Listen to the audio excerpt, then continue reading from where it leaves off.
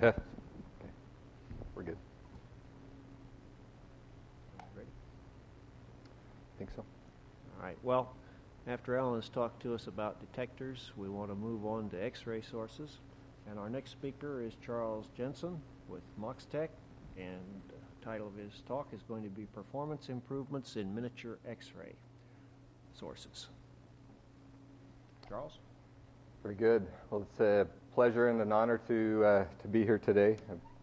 Again, I appreciate the recognition that's coming to all of these individuals and the companies that they work for, myself included. And glad to be here to talk about miniature X-ray tubes. So I'll take just a minute to talk about what is a miniature X-ray source, talk about some history of X-ray generators that have been used in portable XRF, particularly why it was so necessary to go to a miniature X-ray source for field portable applications. We'll talk about Moxtek's entrance into the X-ray source development, and particularly describing some history that we have with field emission, and then thermionic emission with our miniature X-ray sources, and a little bit of time talking about what is coming up next. So again, first of all, we'll talk about what is a miniature X-ray source. Quick Google search found this miniature X-ray source.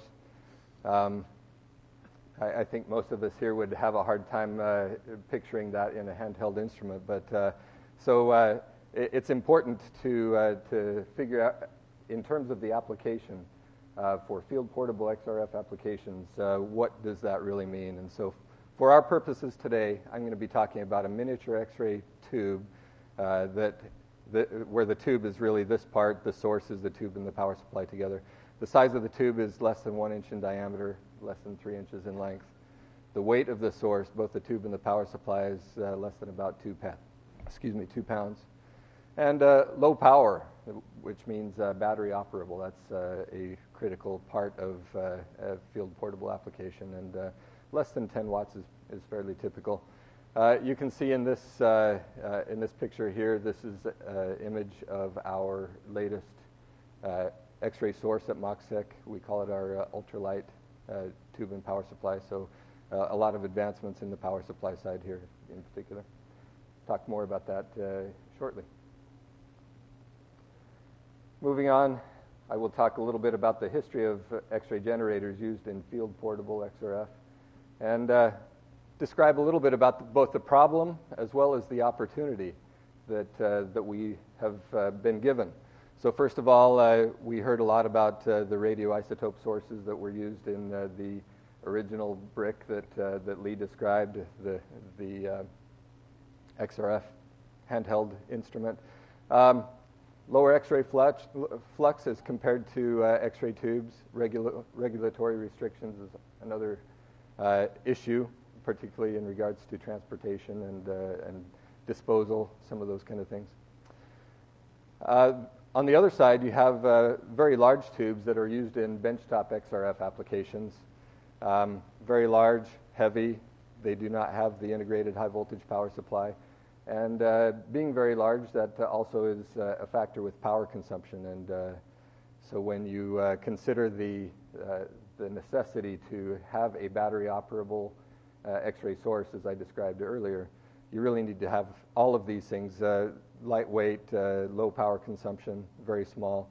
So for those reasons, neither the radioisotope sources or large tubes that were conventional in benchtop XRF applications are ideal for field portable XRF.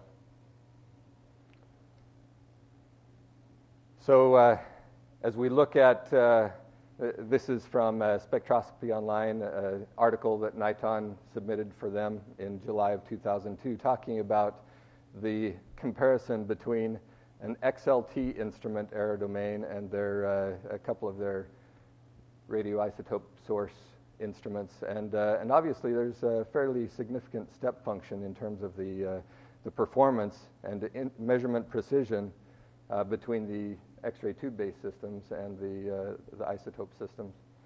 So the bottom line there is increased flux from the X-ray tube enables a significant improvement in measurement precision as compared to the radioisotope sources.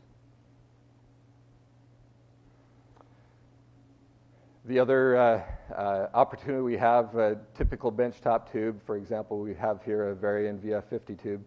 Just the sheer size of that is very difficult to get into a field portable application. But there's other benefits that I'd like to talk with you about here today, and compare that against the Moxtek 4-watt tube and high voltage power supply. So this is a 4-watt application that has both the tube and power supply together, as compared to a 50-watt X-ray tube.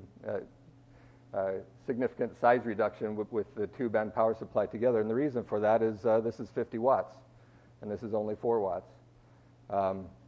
One of the things that we benefit from in terms of the laws of physics is the R-squared value gives us an equivalency of about, if this was operating at 20 watts, that would be an equivalent sample of flux on the sample of this 4-watt source. And so, so that's a very significant factor when you're talking about getting a miniature tube into a field portable XRF application, but not losing a lot of the capability that you see in a benchtop system today. So an important assumption here is that both tubes produce an equivalent flux per unit of emission current, and I think that's a pretty good assumption. But the reason why that's an important assumption in this is that it is solely based on geometry that we're able to accomplish this. That getting the sample or the source 12.5 millimeters closer to the sample is what provides that difference, a 5x difference.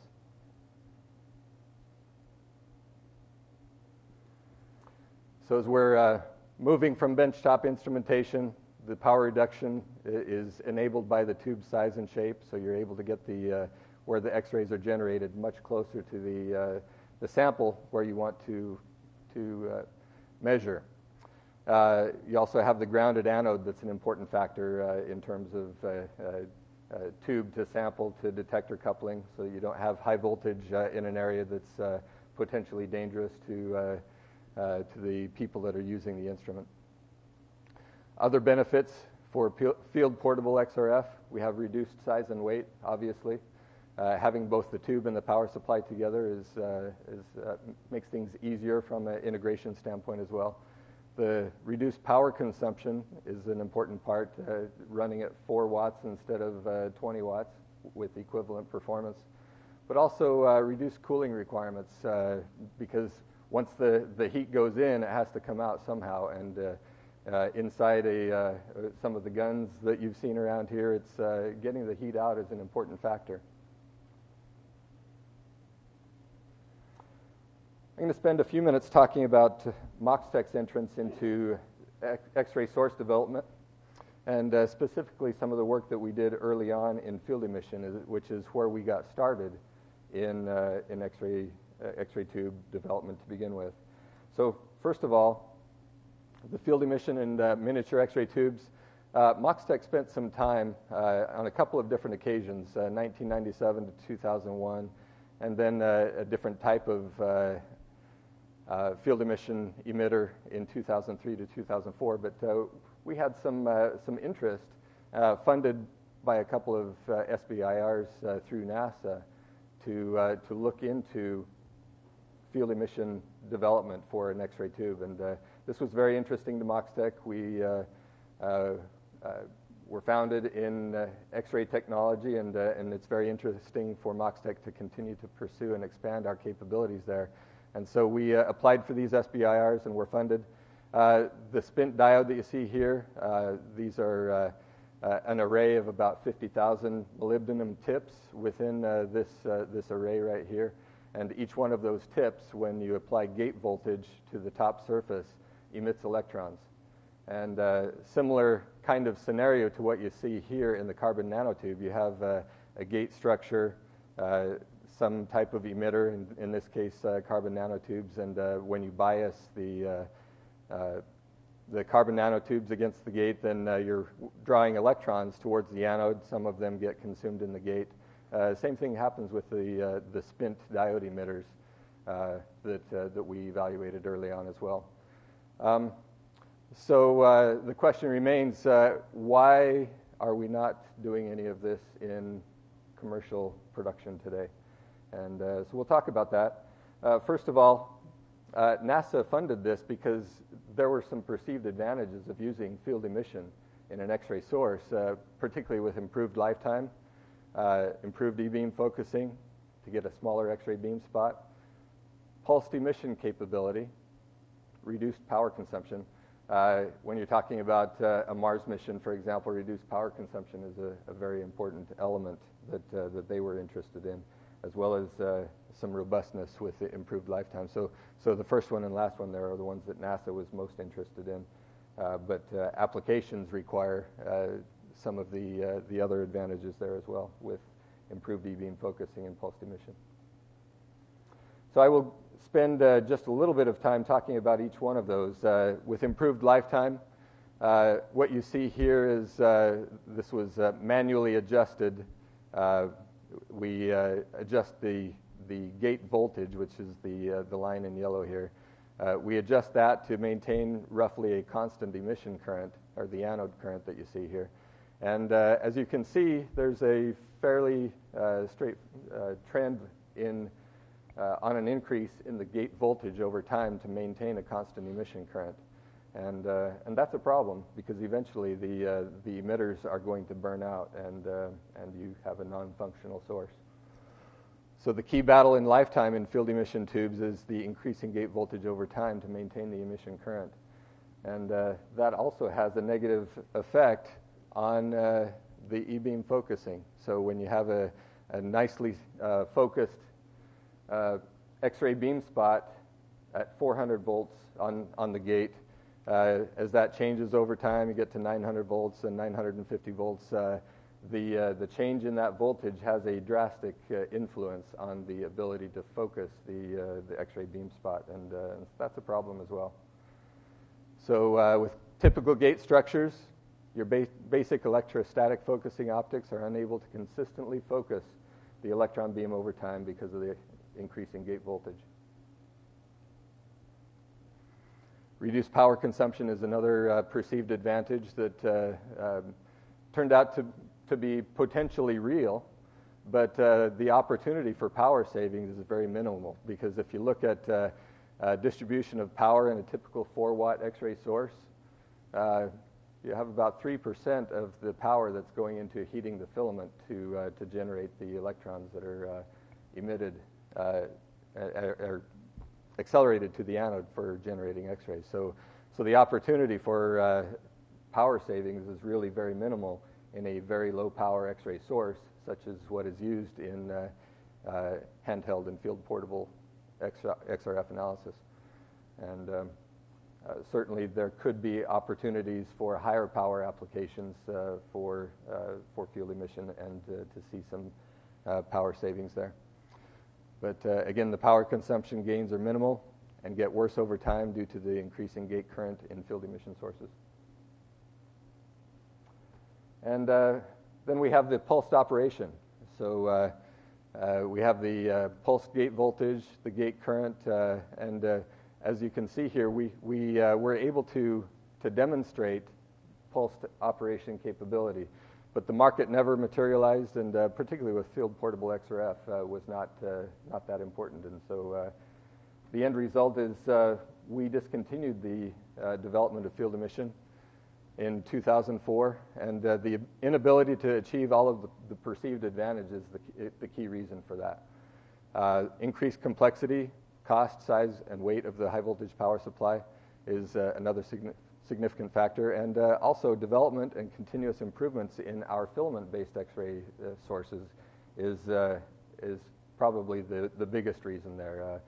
So as we launched into development of filament-based X-ray sources, that looked very interesting and promising, and we wanted to spend more time and resource there. Which gets us to a discussion on thermionic emission in miniature X-ray tubes. So continuous improvement and enabling new applications is really the focus that I want to have on this. So want to recognize there are other manufacturers of miniature X-ray sources out there, and not just the tabletop version that you saw on my first slide there. But the first one that came out was from a company called XSI, and so they were the first to produce miniature X-ray sources for XRF. And Moxtek and other players emerged beginning in 2001, and I'll show you some of Moxtek's history very shortly. And not all of those companies are still in that business today. Comet in particular entered as a major player in X-ray tube manufacturing, very large, high-power X-ray tubes. They saw opportunities there, and they wanted to come play, and ended up getting out of that business a few years ago. The investments in both development and manufacturing that Moxtek has made really established and maintained our position in the market. So as we take a look at the history at Moxtek of miniature X-ray sources, and these are filament-based again. So in 1999, somewhat while we were still looking at the field emission, we said, well, what if? And so begin miniature X-ray tube development with filament-based emitters.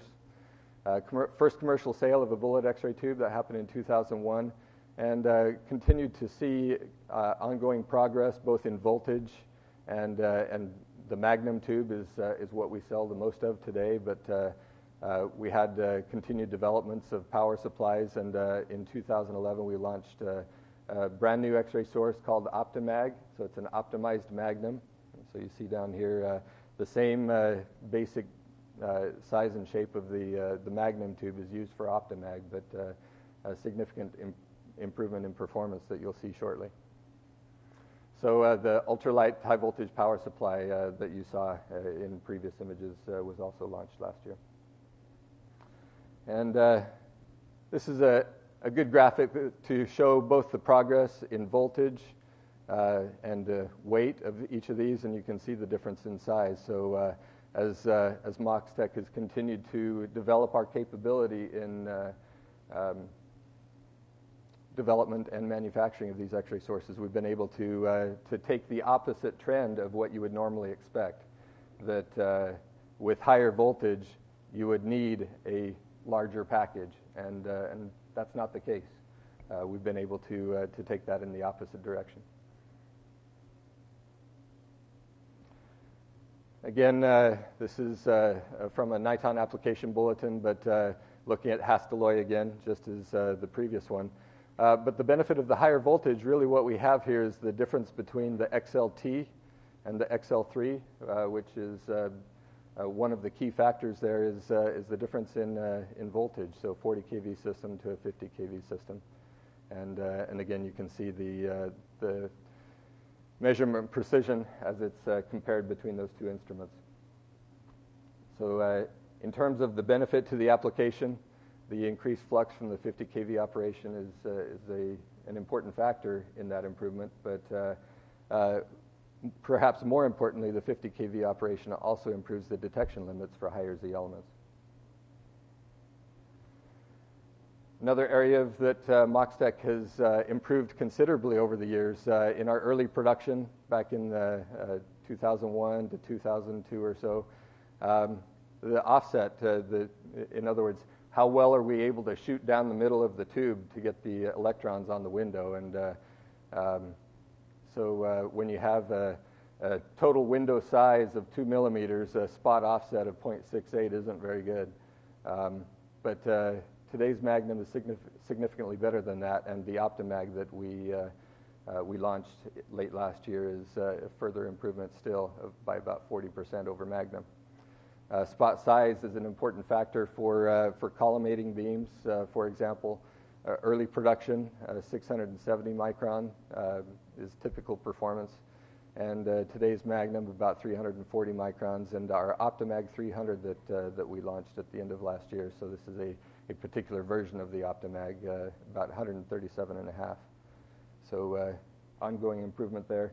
And the benefit to the application, reduced spot offset and spot size enable better consistency of performance from instrument to instrument and efficient collimation of the primary beam. So some of the things that you saw in Stan's presentation where the instrument is looking at the eye of the rubber ducts, that you're able to collimate that beam and get better efficiency of that collimated measurement. The X-ray flux, so how many of the generated electrons are actually producing effective X-rays is the point of this slide here. So early production, this is about 0.8 times 10 to the 9, and the units here are photons per second per steradian per microamp. So these are calculated values, but the whole point here is that the improvement that we've made over the years since 2001 is very significant. With Magnum, a 75% improvement in flux, and Optimag, an additional 30% improvement over that. And this is demonstrated here with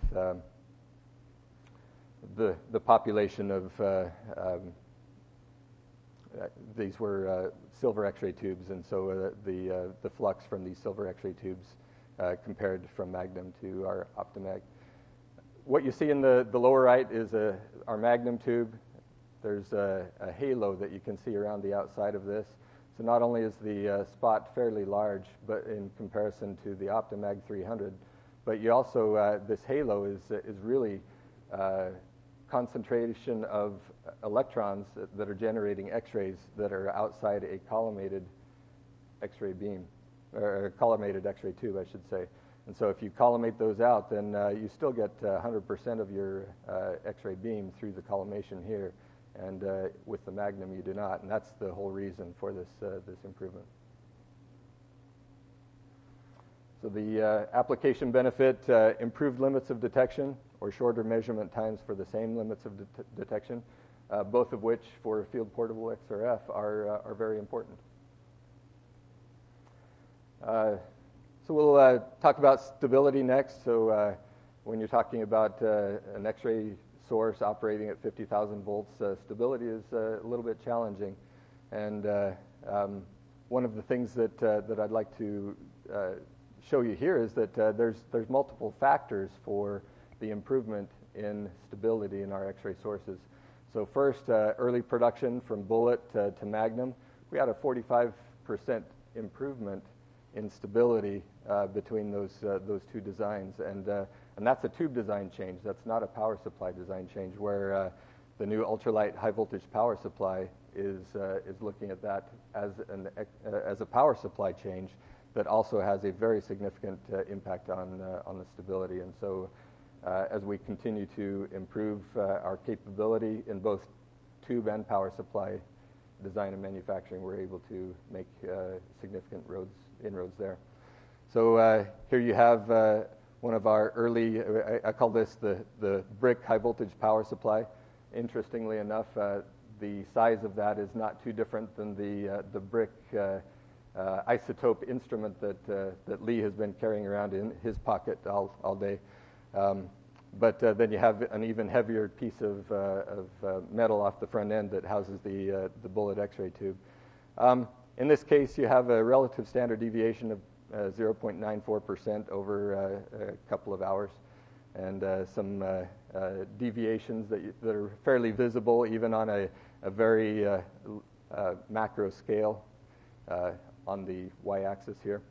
And just for comparison, again, we've got the Ultra-Lite power supply, much finer scale. This is a 0.1% scale that you see on the right-hand side, but significantly improved level of stability over, in this case, 65 hours, 0.1% stability range. And so we are able to break that out in different regions of interest and say where are the stability at each region of interest. And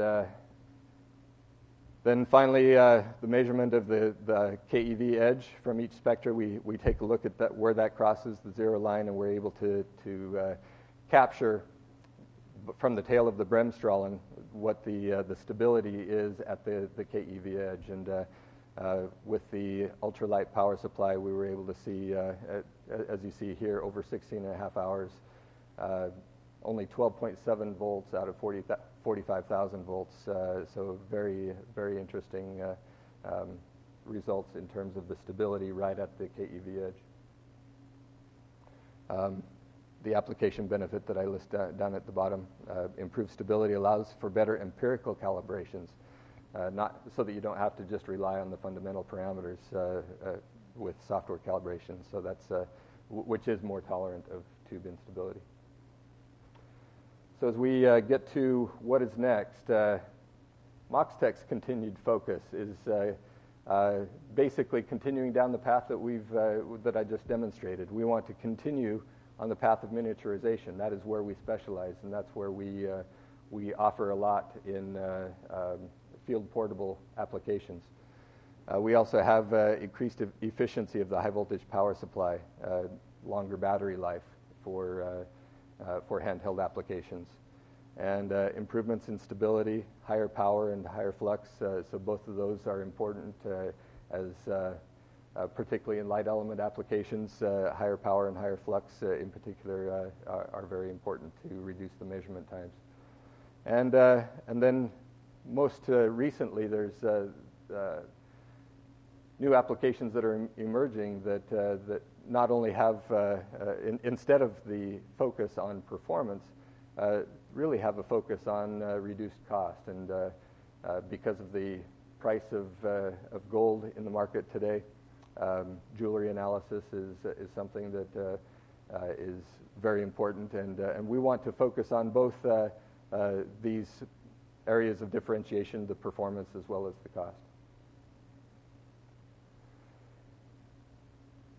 So as we wrap this up, in summary and conclusion, the Moxtek's miniature X-ray tube has made a strong contribution to field portable XRF. And Moxtek continues to make very strong advances in tube performance in all of the areas that I've focused on today: size, weight, voltage and power, stability, spot size, and X-ray flux. And what does that mean for field portable XRF? It means detecting more elements, increased measurement accuracy, shorter measurement times, and new applications. We'd like to just conclude with some thanks and recognition. First of all, from Thermo-Niton Analyzers, permission to use an image of proprietary design from back in the early days of Moxtek, and Stan Pjork was very helpful in terms of helping to identify application benefits, and I appreciate his help with that as well. Olympus Innovex also gave me permission to use an image of a proprietary design. I want to recognize the Moxtek development team, both of past and present. Clark Turner is here with us today, the former CTO at Moxtek, very instrumental in all of the work that we did early on in the development and application of X-ray sources at Moxtek, and recognize the influence that you had with Moxtek and with me personally. And would like to also thank the organizers of the Water Symposium. And this has been a great opportunity, and I've enjoyed the discussions from all of the presenters today. So thank you very much.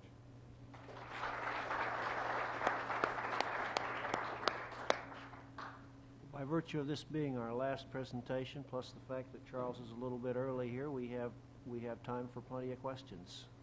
Ask away.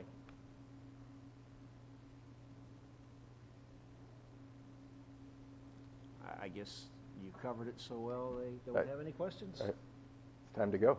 Thank you very much for your attention. Thank you.